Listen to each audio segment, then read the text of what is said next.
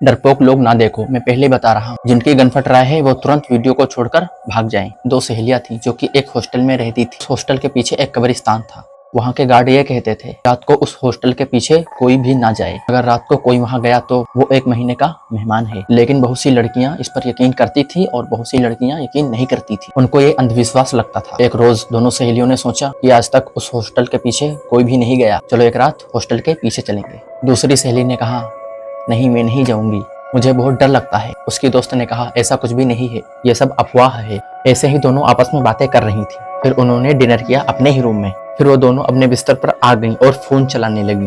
Phone चलाते चलाते वो लोग सो गईं। रात के करीब 12 बज रहे थे। दूसरी सहेली ने सपना देखा, उसकी दोस्त रात 12 बजे उस हॉस्टल के पीछे जा रही है, उसी कब्रिस्तान की तरफ। वहाँ बहुत अजीब सा सन्नाटा था। कुत्तों के रोने की आवाजें आ रही थी, बहुत डरावनी आवाजें।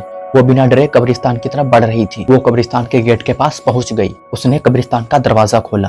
तभी किसी के हंसने की जोर आवाज आई। दूर एक परछाई खड़ी थी। तभी उसकी अचानक आंख खुल गई। उसका दिल जोर जोर से धड़क रहा था। उसका पूरा शरीर पसीने से भीग चुका था। वो बहुत ही ज्यादा डर गई। उसे पूरी रात नींद नहीं आई। जैसे तैसे सुबह हुई। उसने अपनी दोस्त को ये पूरी घटना बताई जो उसने रात को सपना देखा था। दूसरी दोस्त हंसने लगी और कहा वाओ, मैं वहां गई थी। उसने कहा बहुत ही सस्पेंस वाली स्टोरी बना के लाई हो मेरे लिए। आज रात में पक्का वहां जाऊंगी और तू भी मेरे साथ चलेगी। कितना मजा आएगा और पता भी चल जाएगा कि ये अंधविश्वास है या सच। दूसरी दोस्त ने कहा तुम कहीं नहीं जाओगी। अगर ये सपना संकेत हो तो वहां ना जाने का।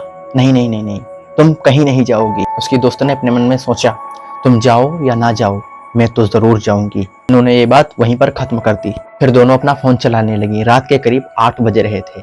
डिनर का टाइम हो गया था। उन दोनों ने डिनर किया, अपने बिस्तर पर लेट गईं। वो दोनों एक ही रूम में रहती थी लेकिन बिस्तर अलग अलग होता था। फिर वो दोनों सहेलियां अपना अपना फोन चलाने लगी। दूसरी सहेली की आंख लग गई जो कि डरती थी वहां जाने से। उसकी आंख लग गई थी। दूसरी वाली तो फोन चला रही थी। उनमें उसने अपने मन में सोचा था कि आज रात को मैं वहां जरूर जाऊंगी।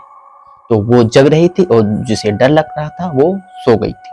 करीब रात के 2 बज रहे थे। फिर से उसको वही डरावना सपना आया कि उसकी दोस्त कब्रिस्तान में खड़ी है। एक काला साया है, उसकी तरफ बढ़ रही है। वो उस साये के बिल्कुल पास पहुंच गई। उस साये ने उसका गला पकड़ लिया। वो बहुत जोर से चीख पड़ी।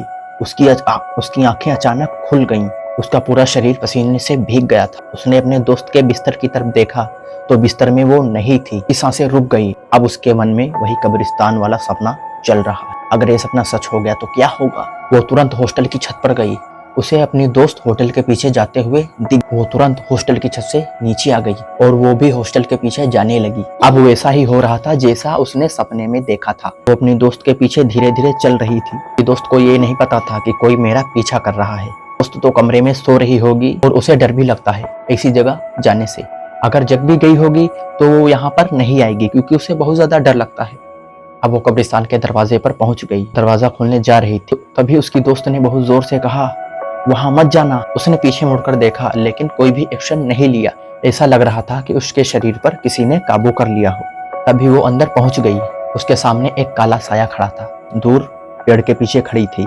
ये सब देख रही थी। वो मैंने जो देखा था वो सपना था लेकिन अब हकीकत होने जा रहा है। तभी साये ने उसकी दोस्त को पकड़ लिया। उसकी बहुत दर्दनाक चीख वहां पर गूंज उठी। इतनी जोर उसकी आवाज थी कि पेड़ के पीछे खड़ी उसकी दोस्त डरकर बेहोश हो गई।